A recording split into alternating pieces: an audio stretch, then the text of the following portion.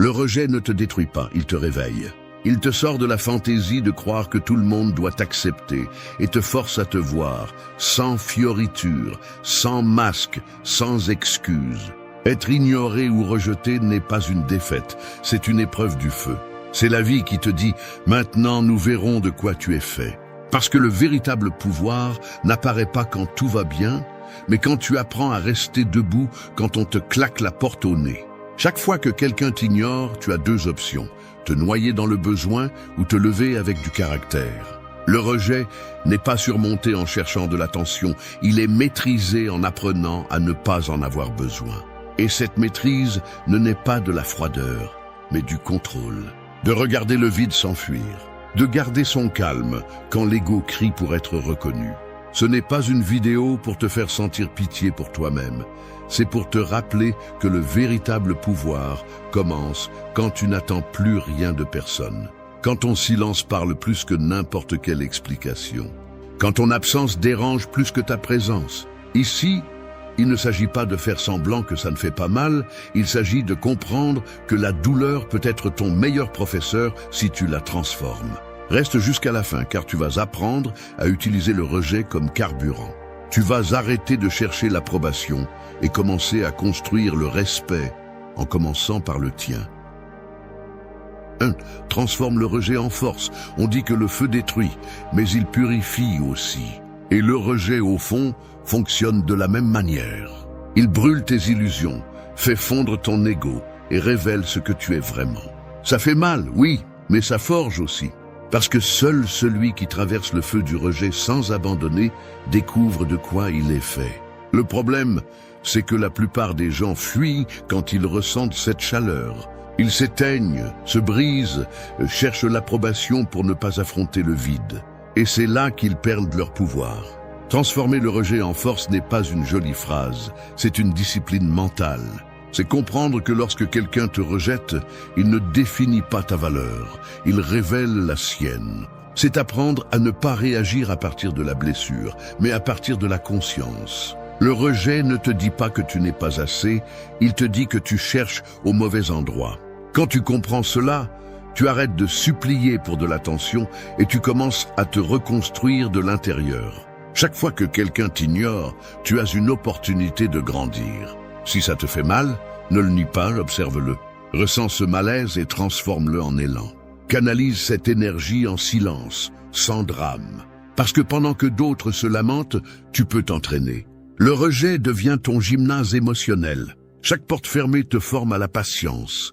Chaque silence renforce ton autocontrôle. Chaque perte t'apprend à lâcher prise. Si tu l'utilises bien, le rejet ne t'éteint pas, il te façonne. Beaucoup sont obsédés par le fait de montrer à l'autre ce qu'il a perdu. Ils perdent leur concentration en essayant d'être vus, d'être validés, d'avoir le dernier mot. Mais c'est de la faiblesse déguisée en fierté. Le véritable pouvoir est de garder le silence, d'observer et de travailler sur soi. Laisse ta croissance être la réponse. Laisse ton amélioration être la revanche. Parce que celui qui se surpasse vraiment n'a pas besoin que personne le reconnaisse. Le respect vient seul, quand le bruit s'éteint et que la transformation parle d'elle-même. Si aujourd'hui on t'a rejeté, remercie la vie. Chaque non peut te pousser plus loin que 100 compliments si tu sais l'écouter avec maturité. Il te montre tes limites, te force à évoluer, te pousse à découvrir des compétences que tu ne savais pas que tu avais. Tout dépend de ta réponse. Tu peux pleurer pour ce que tu as perdu ou construire avec ce qui reste. Et c'est à ce moment précis où tu choisis de rester debout que tu deviens fort. Le rejet ne te détruit pas, il te polit. Il fait de toi quelqu'un de plus conscient, de plus sélectif, de plus ferme. Tu apprends à ne pas mendier la présence, à ne pas justifier ta valeur, à ne pas dépenser d'énergie là où il n'y a pas de réciprocité. Tu comprends que le respect ne se demande pas, il se projette. Et quand tu atteins ce point, quelque chose change en toi. Tu ne poursuis plus rien, tu attires. Tu ne te définis plus par qui t'accepte, mais par ce que tu choisis d'accepter. C'est ainsi que le rejet cesse d'être ton ennemi et devient ton maître. Parce que chaque fois que quelqu'un te ferme une porte, la vie t'entraîne à construire la tienne avec plus de force, plus de clarté et plus de but. 2. Laisse le silence parler pour toi. Le silence a un poids que beaucoup sous-estiment. C'est comme le tranchant invisible d'une épée. On ne le voit pas, mais il coupe plus profondément que n'importe quel mot. Celui qui maîtrise le silence ne l'utilise pas pour fuir, mais pour observer, analyser et attendre le moment juste. Dans un monde où tout le monde parle sans réfléchir, le silence devient pouvoir. Parce que pendant que les autres s'épuisent à essayer d'expliquer leur valeur, tu apprends à la démontrer sans dire un seul mot. Laisser le silence parler pour toi n'est pas passivité, c'est stratégie. Cela signifie comprendre que toute provocation ne mérite pas de réponse et que toute explication ne vaut pas l'énergie. Le besoin de te justifier vient de l'ego, pas de la sagesse. Quand quelqu'un te rejette ou t'ignore, parler trop ne fait que t'affaiblir. Celui qui apprend à garder le silence après le rejet démontre une maîtrise émotionnelle. Non pas parce qu'il manque de mots, mais parce qu'il a compris que le bruit ne change rien. Le silence dérange parce qu'il reflète le contrôle. Il envoie un message clair. Je n'ai pas besoin de te convaincre. Et cela, dans une société accro à la validation, est magnétique. Le respect arrive quand tu ne l'exiges pas, quand on calme des armes les attentes des autres. Le silence n'est pas vide, c'est concentration. Il te donne le temps d'observer qui tu es sans la distorsion du bruit. Quand tu ne réagis pas, tu découvres des schémas. Tu te rends compte que souvent, l'impulsion de parler vient de la peur de perdre le contrôle. Mais le silence t'enseigne le contraire. Que le contrôle n'est pas dans la domination de la conversation, mais dans la maîtrise de toi-même. Chaque fois que tu choisis de te taire quand tu pourrais crier, tu entraînes ta force intérieure. Il y a des gens qui confondent le silence avec la faiblesse, jusqu'à ce qu'ils se rendent compte qu'ils ne peuvent pas manipuler celui qui ne répond pas. Là se révèle leur véritable pouvoir. Le silence brise les jeux mentaux, démonte les manipulations, éteint les conflits inutiles. Tu n'as pas besoin d'expliquer ta valeur à celui qui ne la voit pas. Tu n'as pas besoin de défendre ta paix face à celui qui ne la comprend pas. Le silence sélectionne pour toi celui qui vaut la peine d'être gardé près. Après un rejet, le silence est ton meilleur allié. Parler trop montre seulement le besoin, tandis que se taire projette le pouvoir. Ne te rabaisse pas en expliquant ce qui devrait déjà être évident. Ne poursuis pas celui qui n'écoute pas.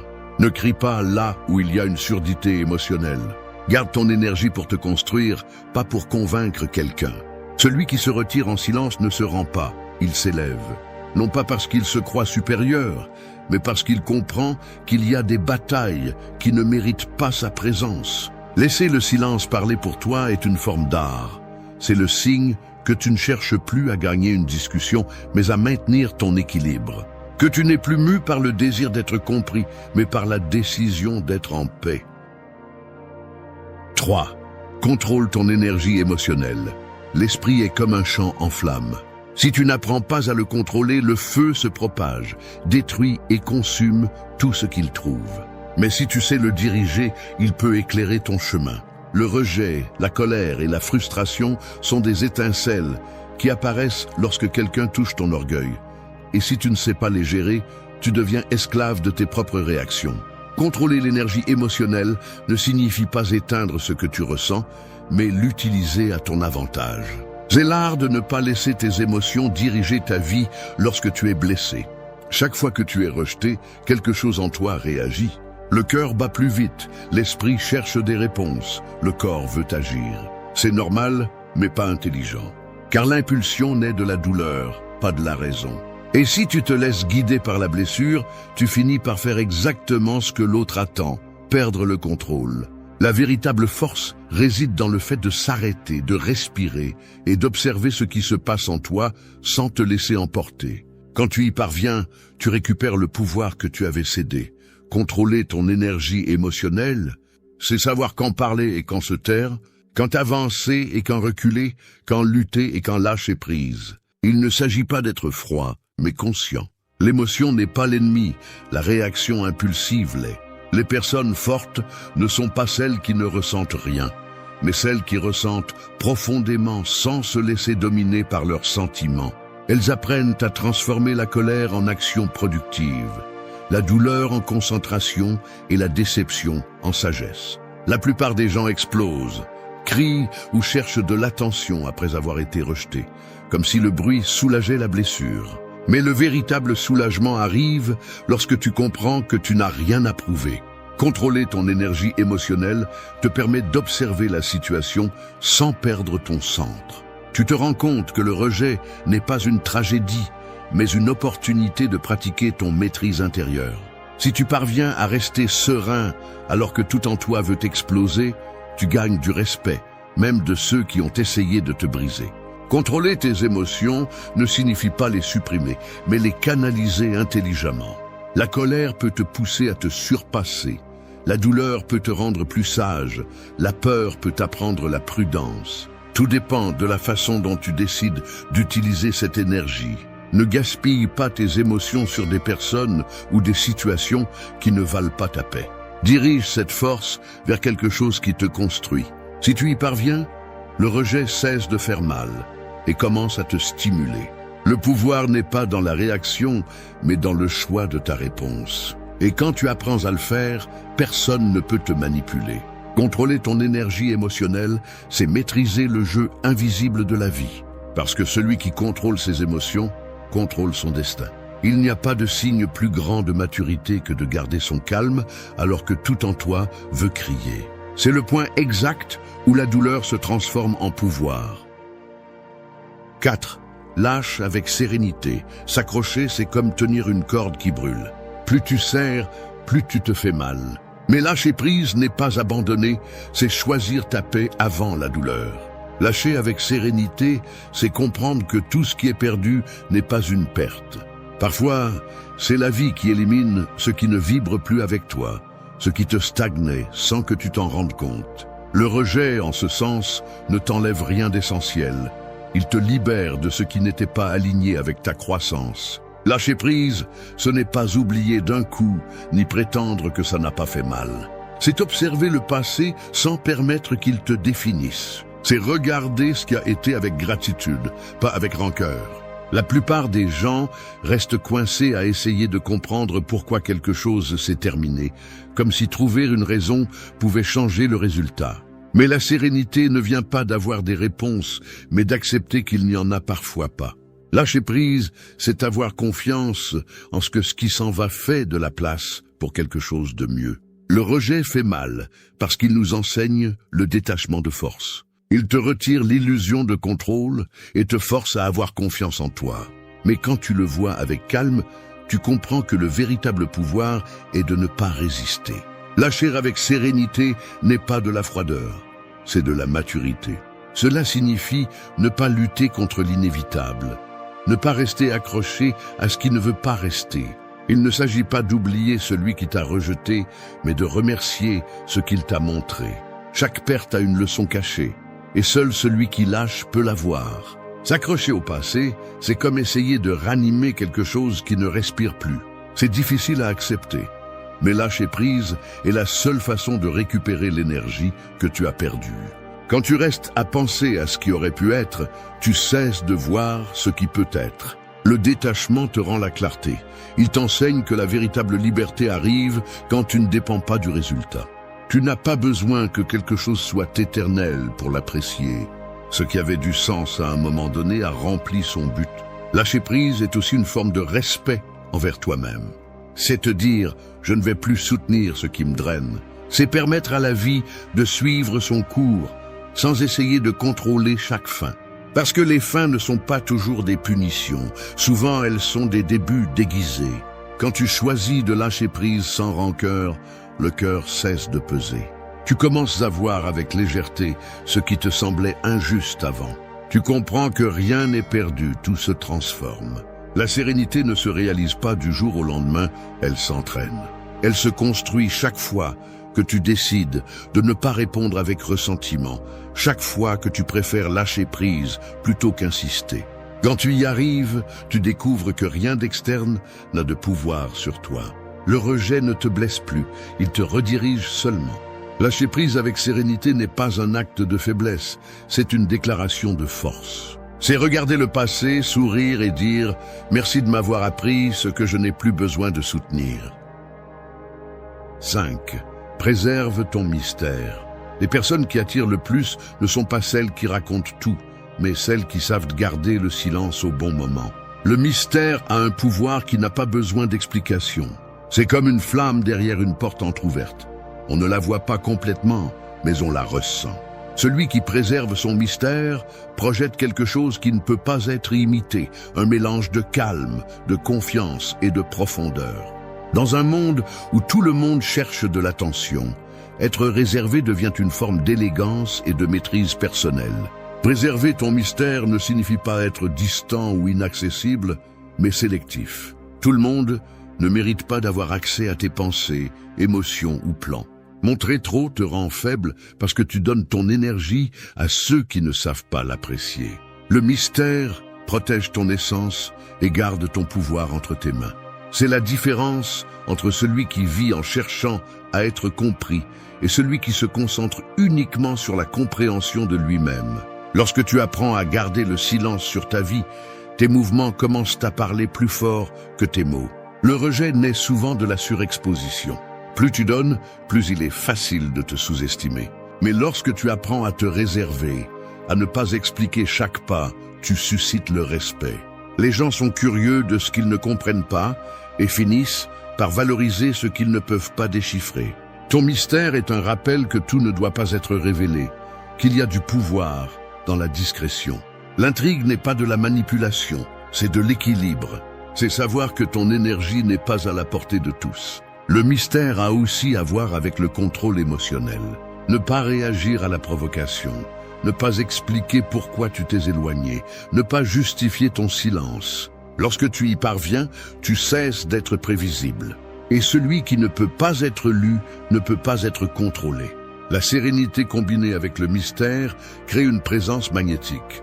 Non pas parce que tu cherches à impressionner, mais parce que tu montres que tu sais rester centré même lorsque l'environnement cherche à te briser. Chaque fois que tu parles trop, tu laisses des parties de toi entre les mains des autres. Chaque fois que tu expliques ce qu'ils n'ont pas besoin de savoir, tu perds de la force. Apprends à bouger sans annoncer chaque pas. Laisse tes actions parler. Laisse ton progrès répondre aux questions que tu ne vas jamais répondre. Il ne s'agit pas de te cacher, mais de prendre soin de ce que tu construis. Ce qui est privé n'est pas secret, c'est sacré. Et lorsque tu traites ta vie avec respect, le monde commence à le faire aussi. Le mystère ne se feint pas, il se cultive. Il naît de la sécurité intérieure, de la tranquillité de ne pas avoir besoin d'approbation. Lorsque tu ne te soucies plus d'être vu, tu deviens impossible à ignorer. Ta présence prend du poids, ton silence devient éloquent et tes limites se respectent d'elles-mêmes. Préserver ton mystère, c'est te rappeler que tu n'as pas à tout montrer pour être puissant. Ce que tu gardes en réserve soutient ton magnétisme. Parce qu'au final, celui qui maîtrise l'art de taire ce que les autres crient aura toujours l'avantage. 6. Méprise avec intelligence. Le mépris intelligent ne naît pas de l'orgueil mais de la clarté. C'est comme quand un serpent mue sa peau. Il ne le fait pas par haine, il le fait parce qu'elle ne lui sert plus. Apprendre à mépriser intelligemment, c'est savoir retirer ton attention sans rancœur, enlever le pouvoir à ce qui te dominait auparavant. Parce que le vrai mépris ne se crie pas, il se démontre par l'indifférence. C'est l'art de regarder quelque chose qui te blessait auparavant et de sentir qu'il n'a plus aucun contrôle sur toi. Mépriser avec intelligence ne s'agit pas de vengeance, mais d'équilibre. Cela signifie comprendre que toutes les batailles ne méritent pas ta présence, qu'il y a des offenses qui se désintègrent d'elles-mêmes quand tu ne les nourris pas avec ta réaction. C'est regarder la provocation et répondre avec calme.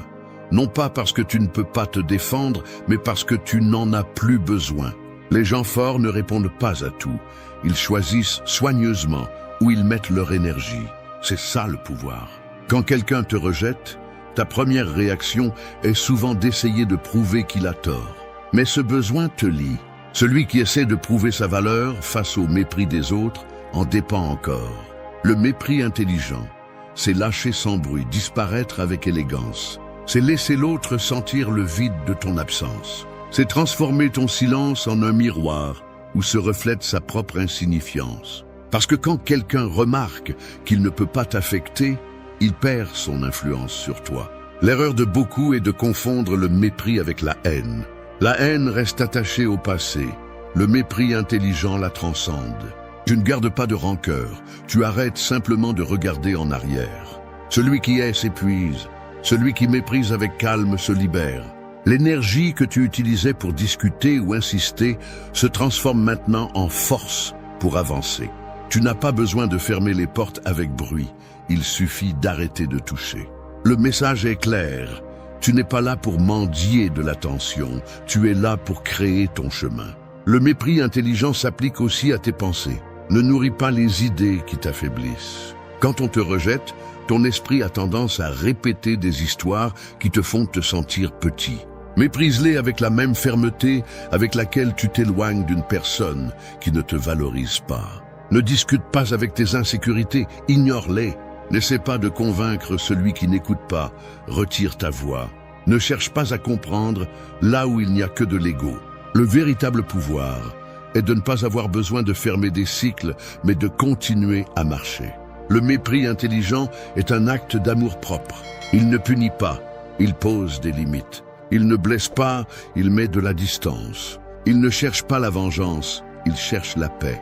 C'est savoir que ton énergie vaut trop pour la gaspiller en explications inutiles. Quand tu apprends à le faire, ta présence devient plus forte. Le monde commence à remarquer que tu n'es pas disponible pour le drame, que ton attention ne se gagne pas avec du bruit. Et cela déconcerte, car dans un monde de réactions impulsives, le silence de celui qui ne cherche plus l'approbation devient le geste le plus puissant de tous. 7. Apprenez à ne pas avoir besoin.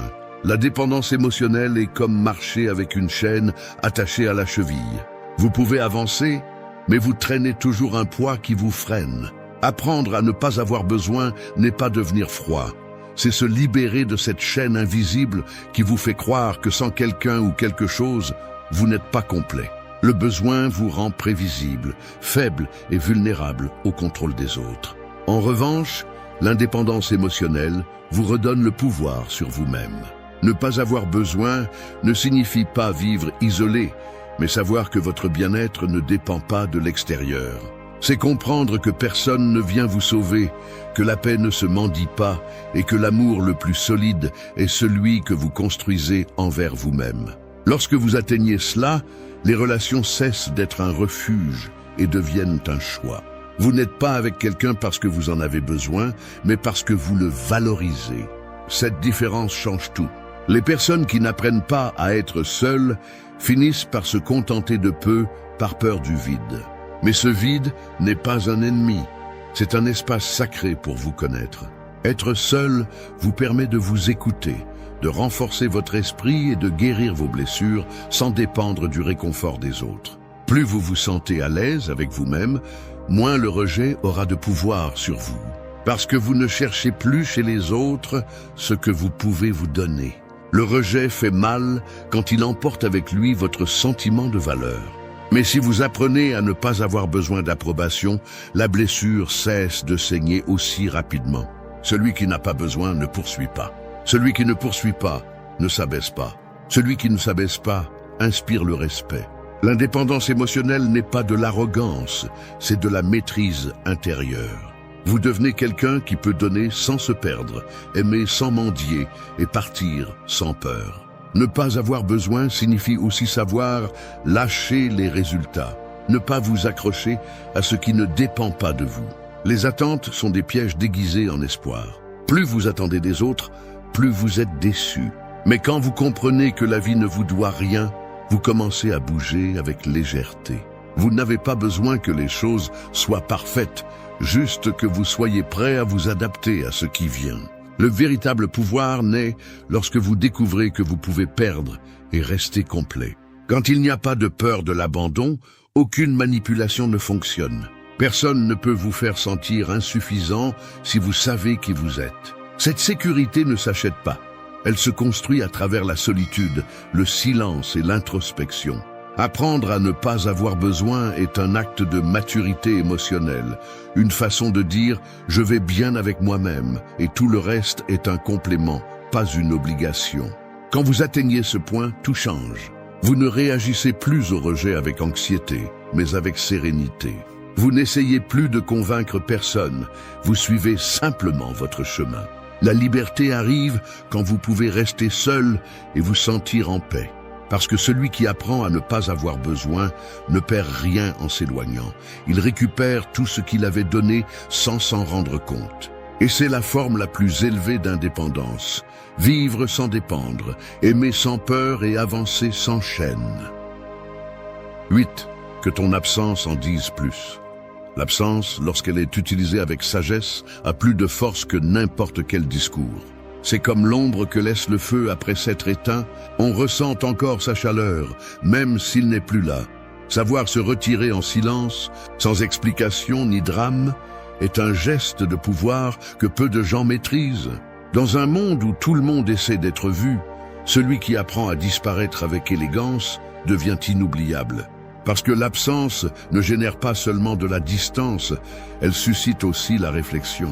Quand quelqu'un te rejette ou te sous-estime, ton absence peut devenir la leçon la plus claire que tu pourrais lui laisser. Rester pour discuter ou insister pour être compris ne fait que affaiblir ta position.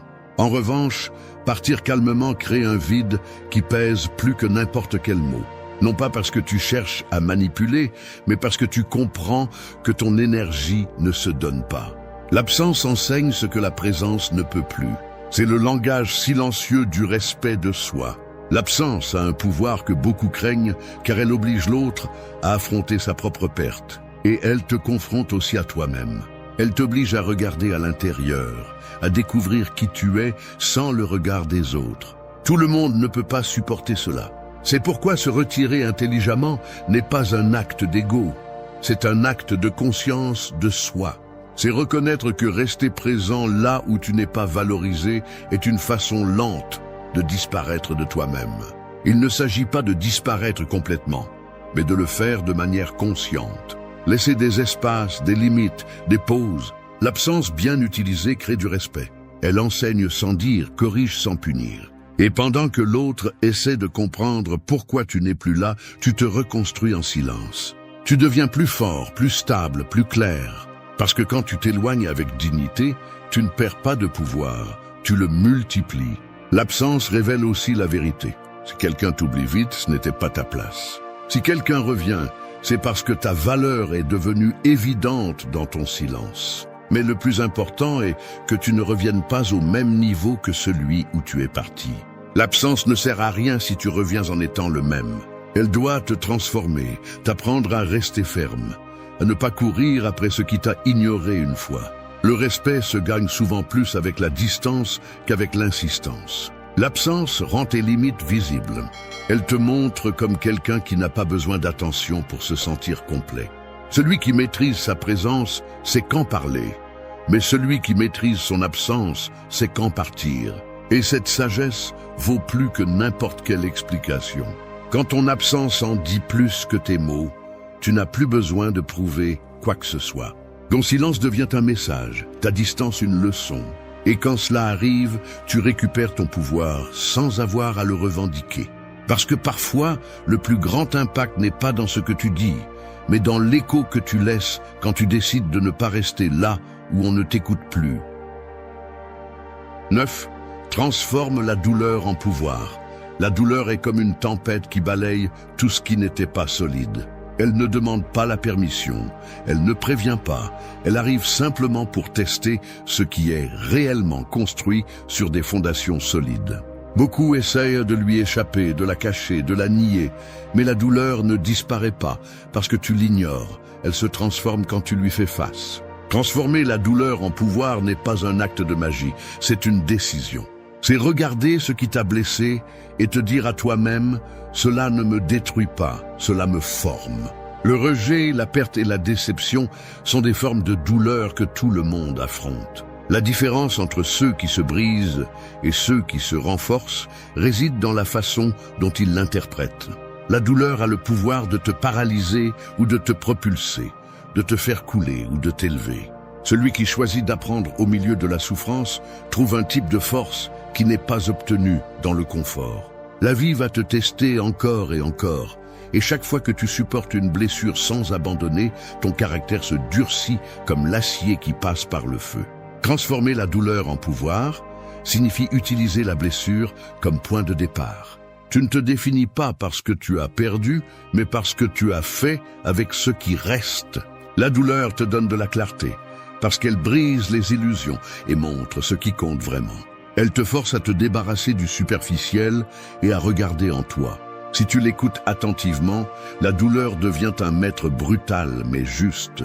Elle t'apprend que la force ne naît pas du plaisir, mais de la résistance. Beaucoup essaient de guérir rapidement parce qu'ils ne supportent pas l'inconfort. Mais la croissance ne se produit pas dans la précipitation. La douleur doit être ressentie pour pouvoir se transformer, non pas pour te complaire en elle, mais pour comprendre quelle partie de toi a besoin de changer. Le nier, c'est comme laisser une blessure ouverte sous un pansement propre. On ne guérit pas ce qu'on n'affronte pas. Quand tu oses ressentir, tu cesses d'être une victime et tu deviens un créateur. La douleur te purifie aussi. Elle t'enlève l'inutile, te sépare des personnes qui ne te valorisaient pas, te libère des idées qui te rendaient faible. Elle te montre que survivre n'est pas une chance, c'est une compétence. Et une fois que tu as appris à vivre avec la douleur, sans qu'elle te contrôle, rien ni personne ne peut te briser de la même manière.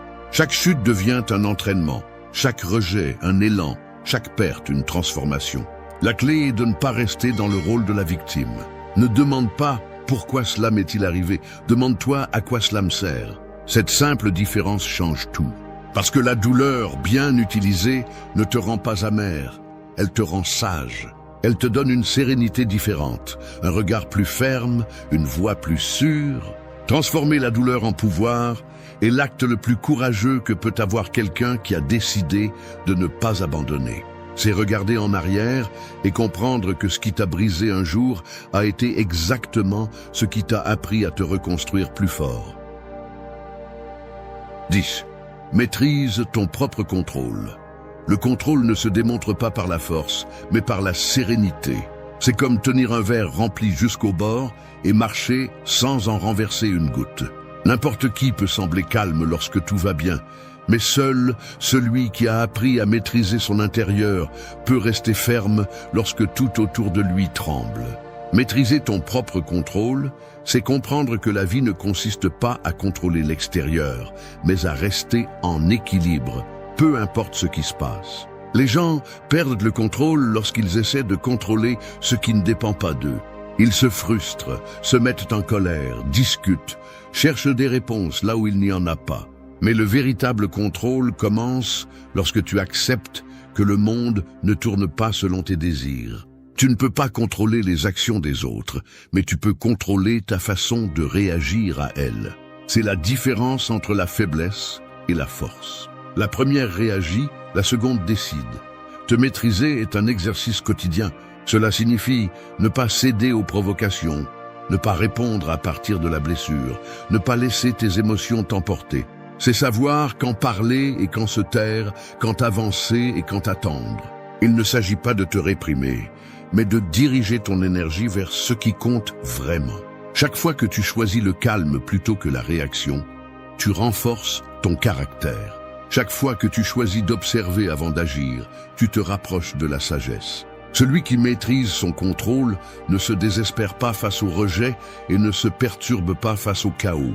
Il comprend que le monde peut bouger avec violence, mais que son centre reste intact. Cette stabilité inspire le respect. Tu n'as pas besoin de l'imposer, elle se ressent. Les gens font confiance à celui qui ne se décompose pas sous la pression. Parce que le calme n'est pas de la passivité, c'est du pouvoir à l'état pur. Lorsque tu apprends à le maintenir, tu ne perds plus d'énergie à essayer de changer ce qui ne dépend pas de toi. Maîtriser ton contrôle implique aussi de ne pas te laisser emporter par le besoin d'avoir toujours raison. L'ego est l'ennemi silencieux de l'autocontrôle. Il te fait réagir impulsivement, parler trop, te justifier. Mais lorsque tu apprends à lâcher le désir de contrôler les opinions, tu retrouves ta liberté. Tu n'as pas besoin de convaincre, juste de maintenir ta cohérence. Les gens forts ne crient pas leur vérité, ils la vivent. Le contrôle est une forme d'art invisible. Il ne se remarque pas dans les gestes, mais dans les décisions que tu prends lorsque personne ne te voit. C'est ce qui t'empêche d'envoyer ce message impulsif, de répondre avec colère ou de te rabaisser pour attirer l'attention. C'est la voix intérieure qui te dit « ça n'en vaut pas la peine ». Lorsque tu l'écoutes, tu deviens maître de toi-même. Et celui qui s'appartient ne dépend de personne. Maîtriser ton propre contrôle est le dernier pas vers la liberté. C'est regarder le chaos sans perdre la direction, accepter le rejet sans perdre son calme et continuer à avancer sans avoir besoin d'approbation. C'est le sommet du pouvoir silencieux. Parce que lorsque rien à l'extérieur de toi ne peut te faire perdre ton centre, c'est alors que tu réalises vraiment que tu as gagné la bataille la plus importante, celle de te maîtriser toi-même. À partir de maintenant, tu suivras les instructions suivantes. 1. Tu maintiendras strictement tous les points que tu trouves dans le script original. 2. Lors de la traduction, tu n'utiliseras que des mots. Si des nombres sont présents, tu les écriras en lettres. 3. Lors de la traduction du script dans une autre langue, essaie de le garder aussi proche que possible de l'original. Expression, émotion, style, etc. S'il te plaît, traduis le texte suivant en gardant le même ton et le même style qu'en espagnol. L'objectif est que le texte en français ait la même clarté et accessibilité, sans modifier le style original. Ne fais pas d'ajustement de ton ou de focus. Fais juste une traduction fidèle en gardant l'essence. Tu es en train de perdre la clarté, non pas parce que le monde est chaotique, mais parce que ton esprit l'est. Tu ne peux pas avancer si tu portes des pensées qui ne te permettent pas de voir clairement. Tu n'as pas besoin de plus de conseils, tu as besoin de nettoyage. Un nettoyage mental, émotionnel et spirituel qui te rendra la concentration que tu as perdue. Le problème n'est pas ce qui se passe à l'extérieur, mais ce que tu laisses se passer à l'intérieur. Chaque jour, tu laisses entrer un excès d'informations, d'opinions, de comparaisons, et sans t'en rendre compte, ton énergie se disperse. Le résultat est simple. Tu perds la direction, tu perds la tranquillité, tu perds le pouvoir. C'est pourquoi ce processus ne cherche pas à te motiver, mais à te réveiller. Le stoïcisme enseigne que la clarté arrive quand tu arrêtes de fuir de toi-même. Et c'est le point de départ, te regarder en face sans excuse. Ici, il ne s'agit pas de belles phrases ou de théories vides. Il s'agit d'entraîner ton esprit comme un guerrier entraîne son corps, avec discipline, silence et concentration. Les attitudes que tu verras ci-dessous sont des outils réels pour nettoyer ton esprit, reprendre le contrôle et te sentir à nouveau maître de ta vie. Ce n'est pas un discours, c'est un avertissement. Soit tu prends le contrôle de ton esprit, soit il le prendra sur toi. Éteignez le bruit intérieur. L'esprit est comme une scène où des milliers de voix agissent en même temps, chacune criant une histoire différente. Certaines te disent que tu ne peux pas, d'autres que tu n'as pas le temps, d'autres encore que tu n'es pas encore suffisant. Et parmi tout ce bruit, ta vraie voix se perd. Vivre avec l'esprit plein de pensées désordonnées est comme essayer de voir le reflet de ton visage dans un lac agité. Plus tu bouges, moins tu vois. Tu ne peux pas construire une vie claire avec un esprit qui ne se tait pas. Le bruit intérieur est l'ennemi silencieux qui sabote tes décisions, te fatigue sans raison et t'éloigne de toi-même. Le curieux est qu'il ne provient pas du monde extérieur, mais du manque de contrôle sur ce que tu permets de vivre dans ta tête. Éteindre le bruit intérieur ne consiste pas à éliminer les pensées, mais à discipliner ton attention. La plupart des gens pensent que penser sans arrêt est un signe d'intelligence, alors qu'en réalité, c'est le signe d'un esprit indiscipliné. Le sage n'est pas celui qui pense le plus, mais celui qui choisit à quoi penser. Chaque pensée est une graine, et si tu plantes de la peur, tu récolteras de l'anxiété. Si tu plantes du ressentiment, tu récolteras de l'amertume. C'est pourquoi les stoïciens entraînaient de leur esprit chaque jour, pour que les pensées ne les gouvernent pas. Marc Aurèle disait que le bonheur de ta vie dépend de la qualité de tes pensées. Et cela reste vrai aujourd'hui plus que jamais. Le monde moderne est conçu pour te garder distrait. Des nouvelles qui alimentent la peur, des réseaux sociaux qui comparent ta vie à celle des autres, des conversations sans but qui ne font que combler le vide. Chaque stimulus que tu ne filtres pas devient du bruit. Et ce bruit te vole de l'énergie, de la clarté et de la concentration. Si tu n'établis pas de limites mentales, tu finis par porter des idées étrangères qui se sentent comme les tiennes. Toute pensée ne mérite pas d'attention, toute opinion ne mérite pas de réponse. Le silence intérieur est le filtre qui sépare l'essentiel de l'inutile. Commence par observer ton dialogue interne. Quel genre de choses te dis-tu quand personne ne t'écoute? Parce que ce ton intérieur détermine comment tu affrontes la vie.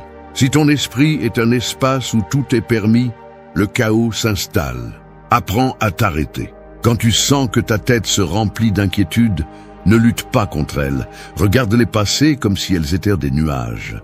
Tu n'es pas tes pensées, tu es celui qui les observe. Cette différence est celle qui te redonne le pouvoir.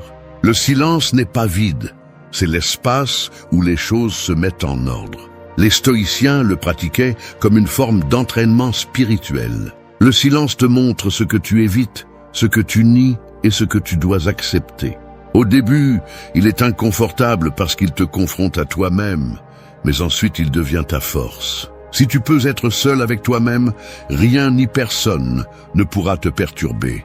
Quand l'esprit cesse d'être une tempête, la vie devient plus légère, plus simple, plus tienne. Éteindre le bruit intérieur est un acte de rébellion, à une époque qui t'oblige à être constamment connecté. Il ne s'agit pas de t'isoler du monde, mais de choisir quand te connecter avec lui. Celui qui maîtrise son esprit maîtrise sa réalité. Car le monde ne t'affecte pas par ce qu'il est, mais par ce que tu penses de lui. Et si tu arrives à garder le silence au milieu du chaos, le chaos cesse d'avoir du pouvoir sur toi. C'est là la véritable force d'un esprit entraîné. Il peut entendre le bruit sans perdre son calme. Il peut vivre en mouvement sans cesser d'être en paix. Parce que quand tu arrives à faire taire le monde en toi, rien à l'extérieur ne redevient aussi bruyant. 2.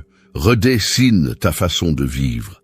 La vie ressemble à une maison qui a été construite sans plan. Avec le temps, chaque pièce se remplit de choses que tu n'utilises pas, de meubles qui gênent, de souvenirs qui n'ont plus leur place. Tu continues à y vivre, mais l'espace devient si petit que tu peux à peine bouger. Il en va de même pour l'esprit.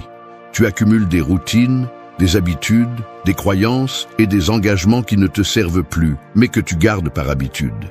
Redessiner ta façon de vivre ne signifie pas commencer à zéro, mais oser jeter ce qui te vole l'air. La plupart des gens vivent en pilote automatique, se réveillant en hâte, accomplissant des tâches sans sens et répétant des cycles qui drainent l'âme.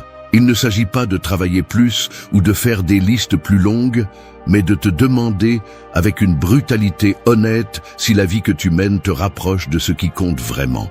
Lorsqu'il n'y a pas de direction, l'effort est gaspillé. Le stoïcisme enseigne qu'il ne suffit pas de bouger, il faut savoir vers où l'on avance. Et si ton quotidien ne reflète pas tes valeurs, alors tu vis dans une structure étrangère, conçue par le bruit des autres. Chaque décision façonne ton destin. Si tu répètes ce qui te fait te sentir vide, tu construis ta propre prison. Redessiner ta vie exige du courage, car cela implique de démanteler le confort. Il y aura des choses qui feront mal à lâcher, des personnes qui ne s'adapteront plus, des routines que tu devras briser. Mais l'inconfort n'est pas l'ennemi, c'est le signe que tu nettoies le terrain pour quelque chose de mieux. Il n'y a pas de clarté sans désordre préalable. Comme une maison en rénovation, le chaos fait partie du processus. Commence par les petites choses. Range ton environnement, ajuste tes horaires, définis tes priorités. Ne continue pas à donner ton temps à ce qui ne te rend pas la paix. Chaque fois que tu choisis de simplifier, tu récupères du pouvoir. L'esprit a besoin de structure et c'est à toi de la concevoir. N'attends pas que la vie t'arrange les pièces, tu es l'architecte. Si quelque chose ne convient pas, change-le. Si une habitude ne t'apporte rien, élimine-la. Les gens disent qu'ils n'ont pas le temps, mais ce qu'ils n'ont vraiment pas, c'est la concentration. Tu perds des heures sur ce qui ne construit pas et ensuite tu te demandes pourquoi tu te sens vide. Redessiner ta façon de vivre, c'est construire une vie qui te représente. Pas celle que les autres attendent, mais celle qui a du sens pour toi. Cela demande de la discipline, de l'introspection et du courage. Tu ne peux pas trouver la paix si ton environnement contredit tes valeurs. Chaque jour, tu as l'opportunité d'ajuster quelque chose, de faire un changement, de nettoyer une partie de ta routine. Le changement n'est pas accompli par de grands gestes, mais par de petites décisions qui sont répétées avec cohérence. Le stoïcisme le rend clair. La vie ne se transforme pas lorsque le monde change, mais lorsque tu changes ta façon de te rapporter à lui.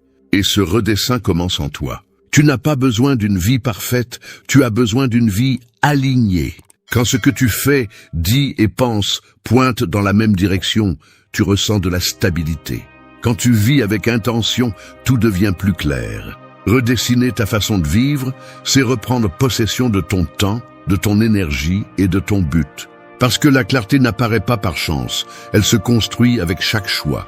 Et la seule façon de vivre en paix est de concevoir une vie dont tu n'as pas besoin de t'échapper. 3. Fais de la discipline ta force. La discipline est comme une épée forgée dans le feu de la fatigue et de la constance. Chaque fois que tu choisis de faire ce qui est correct plutôt que ce qui est facile, tu donnes forme au métal de ton caractère. Et même si le processus fait mal, c'est la différence entre celui qui ne fait que rêver et celui qui avance vraiment. La plupart veulent des résultats sans sacrifice. Ils veulent la paix sans ordre, le succès sans effort. Mais la vérité est dure. Il n'y a pas de liberté sans discipline. Un esprit indiscipliné est comme un navire sans gouvernail, toujours à la merci du vent. Si tu n'apprends pas à te gouverner, d'autres le feront pour toi. Faire de la discipline ta force ne signifie pas vivre sans repos, mais maintenir un engagement ferme envers toi-même. Ce n'est pas de la rigidité, c'est de la cohérence. C'est comprendre que tu n'auras pas toujours de la motivation, mais que tu peux avoir un but. La motivation change avec l'humeur, la discipline non. C'est la base sur laquelle tout ce qui dure est construit. Les stoïciens le savaient bien. Celui qui maîtrise ses impulsions maîtrise son destin. Épictète disait que personne n'est libre s'il ne peut se contrôler. Et cela inclut tes pensées, tes paroles et tes actions. Ton esprit cherchera toujours le chemin le plus facile, car économiser de l'énergie est dans sa nature.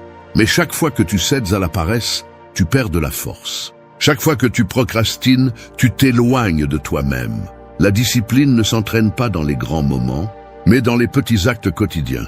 Te lever quand tu n'as pas envie, tenir la parole que tu as donnée, résister à la tentation d'abandonner quand personne ne te regarde. Ce n'est pas une punition, c'est une forme de respect envers toi-même. Tu ne peux pas exiger du monde des résultats pour lesquels tu n'es pas prêt à travailler. Nous vivons dans une culture qui glorifie la gratification immédiate, où tout doit être rapide, confortable et sans effort. Mais rien de valable n'est construit ainsi. La discipline n'est pas l'ennemi du plaisir. Elle est celle qui l'ordonne. Sans discipline, les désirs te gouvernent. Avec elle, tu décides ce que tu mérites et ce que tu ne mérites pas. La véritable force n'est pas de contrôler les autres, mais de maîtriser tes propres réactions. Celui qui maîtrise ses impulsions a le pouvoir sur le temps, car il agit avec intention et non avec urgence. Pour faire de la discipline ton allié, tu dois changer la façon dont tu te parles. Arrête de dire « je dois le faire » et commence à dire « je choisis de le faire ». Cette différence transforme l'obligation en décision. La discipline se renforce lorsque tu l'accompagnes d'un but. N'entraîne pas ton esprit simplement pour avoir le contrôle. Fais-le parce que tu sais que sans ordre, il n'y a pas de liberté. Chaque fois que tu tiens les promesses que tu te fais, ton esprit a plus confiance en toi. Et quand tu as confiance en toi, tu ne dépends plus de l'approbation de personne. Les stoïciens comprenaient que la discipline n'était pas une oppression, mais une direction. C'est le pont entre le chaos et la clarté. Tu ne peux pas avoir la paix si ta vie est un désordre. Tu ne peux pas avoir de concentration si ton esprit cède à chaque impulsion. La discipline ne te limite pas.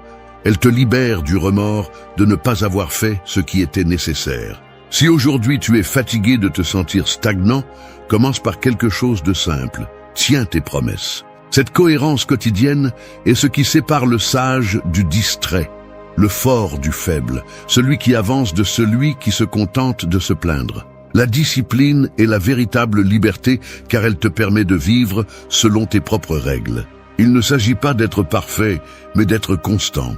Il n'y a pas de succès sans répétition, pas de calme sans ordre, pas de clarté sans effort. Lorsque tu fais de la discipline ta force, la vie cesse d'être une bataille chaotique et devient un chemin ferme. Les gens indisciplinés cherchent de la motivation pour commencer. Toi, en revanche, tu sauras que l'action est ce qui la crée. 4. Protège ton esprit de l'excès.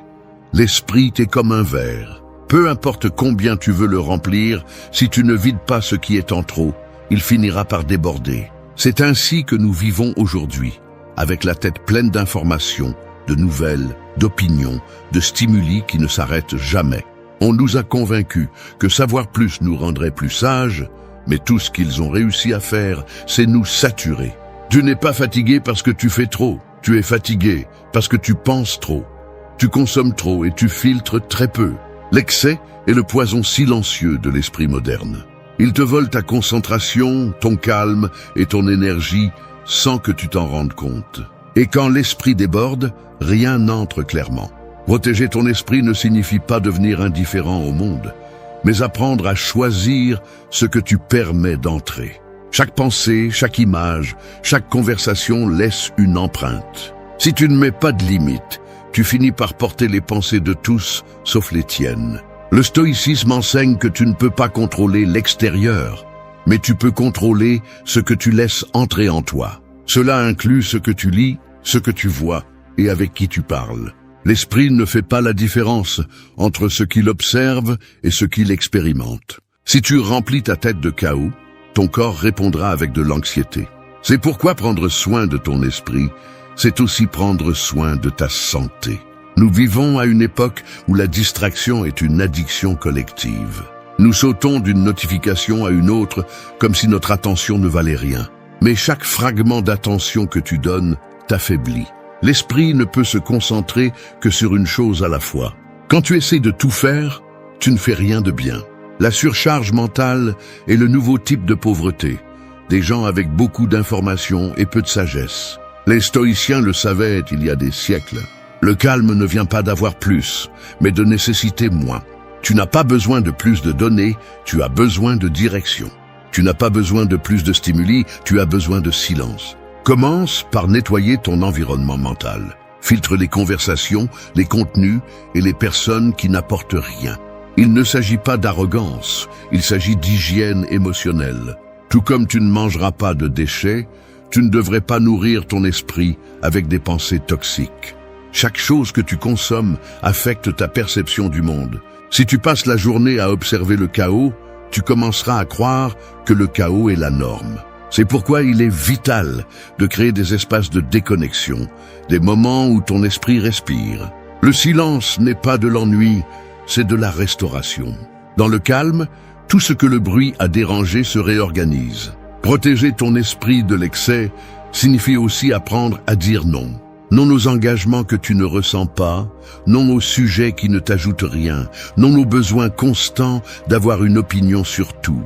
Le sage ne réagit pas à chaque stimulus, parce qu'il sait que son énergie est limitée.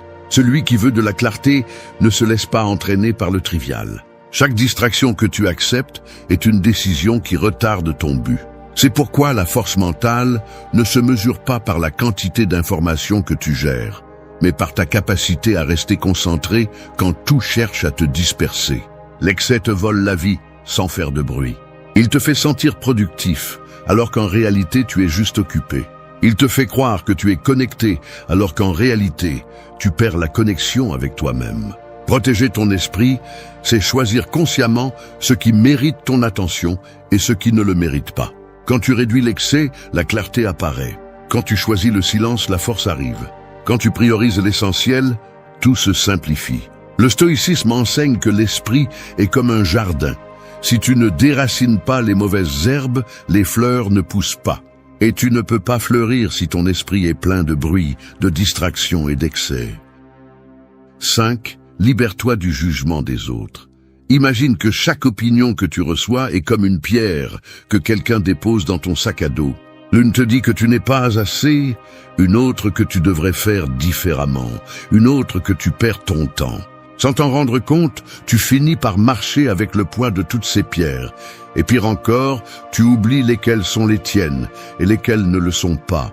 Le jugement des autres devient une chaîne invisible qui façonne tes décisions, tes paroles, même la façon dont tu te vois dans le miroir. Mais la vérité est que personne ne vit en toi. Personne ne connaît toute ton histoire. Et pourtant, beaucoup pensent avoir le droit de donner leur avis sur celle-ci. Se libérer du jugement des autres n'est pas de la rébellion, c'est de la survie mentale. Le jugement des autres a autant de pouvoir que celui que tu lui donnes. Ce n'est pas ce que les gens disent qui te détruit, c'est de le répéter dans ta tête jusqu'à ce que tu le prennes pour vrai. Nous vivons dans une société qui a besoin d'approbation pour respirer. Nous publions ce que nous faisons, nous mesurons notre valeur en réaction, nous cherchons l'acceptation au mauvais endroit. Mais celui qui vit en attente d'applaudissements vit aussi dans la crainte du silence. Et cette peur te vole ton authenticité. Les stoïciens l'avaient bien compris.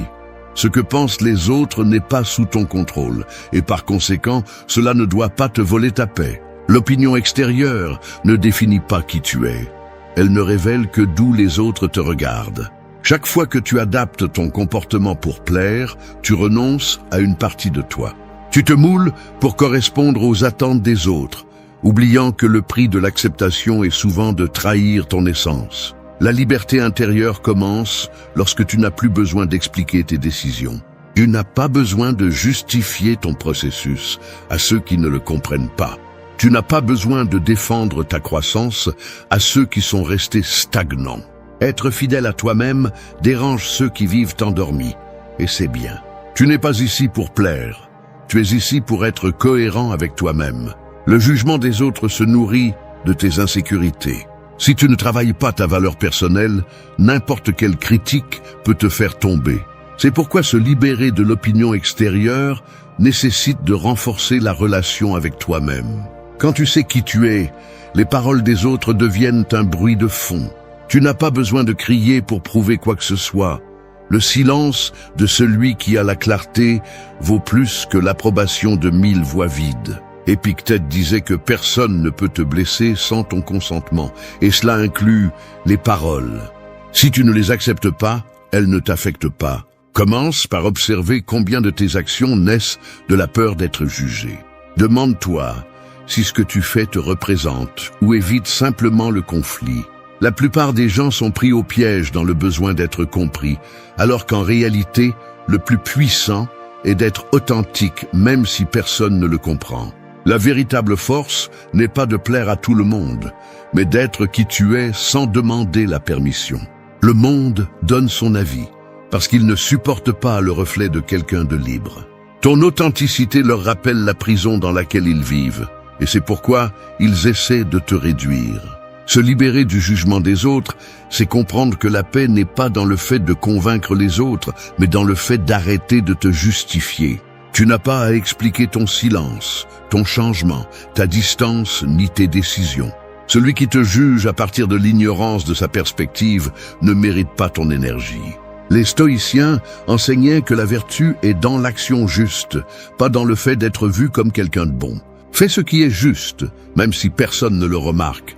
Vis avec intégrité, même si personne ne l'applaudit. Quand tu apprends cela, le jugement cesse de faire mal. Tu es libre quand tu n'as plus besoin d'être compris. Tu es fort quand tu ne cherches pas l'approbation pour exister. Il n'y a pas de plus grand signe de croissance que de marcher sans craindre ce que diront les autres. Les voix extérieures s'éteignent lorsque ta voix intérieure devient ferme. 6. Contrôle ta réaction face au chaos. Quand tout s'effondre autour de toi, l'esprit devient un champ de bataille. Tu ne te bats pas avec les faits, tu te bats avec ce que tu penses d'eux. Chaque émotion que tu ne maîtrises pas devient une bombe interne, prête à exploser. La plupart des gens ne perdent pas leur calme à cause de ce qui se passe, mais à cause de la façon dont ils interprètent ce qui se passe. Et c'est dans cette interprétation que réside la racine de la souffrance. Contrôler ta réaction face au chaos ne signifie pas être froid ou indifférent. Cela signifie avoir l'intelligence émotionnelle de ne pas laisser l'extérieur gouverner ton intérieur. Le chaos est inévitable, Il y aura toujours des moments où les choses vont mal, où les gens te déçoivent, ou où le destin change sans préavis. Tu ne peux pas l'éviter, mais tu peux décider comment y répondre. Cette décision fait la différence entre un esprit faible et un esprit fort. Les stoïciens le savaient. Ce qui perturbe l'homme ne sont pas les événements, mais son opinion sur eux. La sérénité ne naît pas de la maîtrise du monde, mais de la maîtrise de soi. Quand tu laisses la colère, la frustration ou la peur diriger tes actes, tu abandonnes ton pouvoir. Le contrôle commence quand tu choisis de ne pas réagir immédiatement, quand tu respires avant de répondre, quand tu réfléchis avant de parler. Le chaos ne détruit pas, il révèle. Il montre à quel point ton esprit est entraîné, à quel point ton calme est solide. Si tu perds le contrôle chaque fois que quelque chose ne se passe pas comme tu l'espères, le problème n'est pas dans les circonstances, il est dans ton manque de maîtrise interne. La vie mettra toujours ta tempérance à l'épreuve, non pour te punir mais pour te renforcer. Le calme ne s'apprend pas dans la paix, il s'apprend dans la tempête. Celui qui parvient à rester ferme quand tout brûle atteint un niveau de liberté que peu comprennent. Non pas parce qu'il ne ressent rien, mais parce qu'il a appris à ne pas laisser ses sentiments le gouverner. Pratique l'observation sans réaction. Quand quelque chose te perturbe, n'agis pas immédiatement. Fais un pas en arrière et demande-toi si ce que tu es sur le point de dire ou de faire te rapprochera de la paix ou te la volera. L'esprit sans contrôle agit impulsivement, mais l'esprit discipliné répond avec sagesse. Ce n'est pas une faiblesse de te retenir, c'est de la maturité. La véritable force réside dans le choix du silence, lorsque le bruit domine. Contrôler ta réaction ne signifie pas supprimer les émotions, c'est les diriger vers quelque chose d'utile. L'énergie que tu dépenses à te disputer ou à te lamenter pourrait être utilisée pour créer, résoudre ou avancer. Les stoïciens voyaient dans chaque crise une occasion d'exercer la vertu. Le chaos n'est pas une punition, c'est le gymnase de l'âme. Chaque fois que tu choisis de rester serein, tu renforces ton caractère. Contrôler ta réaction face au chaos, c'est te rappeler que tu n'es pas le feu, tu es celui qui décide s'il brûle ou se transforme. La vie ne consiste pas à éliminer le désordre, mais à apprendre à maintenir l'équilibre au milieu de celui-ci. Quand tu comprends cela, rien ne peut te manipuler. Peu importe combien de bruit il y a à l'extérieur, à l'intérieur de toi, il y a un espace où rien ne te touche. C'est ça, la véritable liberté. Le calme qui ne dépend pas de ce qui se passe, mais de qui tu décides d'être quand tout bouge. 7. Priorise-toi sans culpabilité.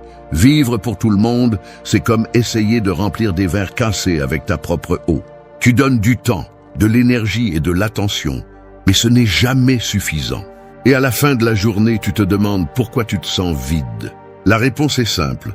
Tu as oublié de prendre soin de toi pendant que tu prenais soin de tout le monde. Se prioriser n'est pas de l'égoïsme, c'est de l'équilibre.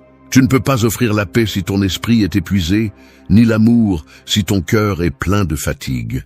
Pourtant, beaucoup ont appris que mettre des limites est être froid, que dire non est décevoir, que penser à soi-même est un péché. Mais il arrive un moment où continuer à tout donner sans s'arrêter cesse d'être une vertu et commence à être une forme d'autodestruction. Se prioriser sans culpabilité signifie se rappeler que ton bien-être n'est pas négociable. Tu n'as pas besoin de justifier tes pauses, ni de demander la permission de te reposer. Les stoïciens enseignaient que la vertu naît de l'ordre interne, et cet ordre commence quand tu apprends à t'écouter. Tu n'es pas une machine créée pour performer sans arrêt. Tu es un être humain qui a besoin d'espace pour respirer, réfléchir et se ressourcer. Si tu ne le fais pas, la vie te force à t'arrêter. Celui qui ne prend pas de temps pour lui-même finit par se vider lentement, sans s'en rendre compte. La culpabilité de se prioriser vient de la peur de perdre l'approbation. Mais la vérité est que celui qui se sent offensé parce que tu choisis de prendre soin de toi bénéficiait du fait que tu ne le faisais pas.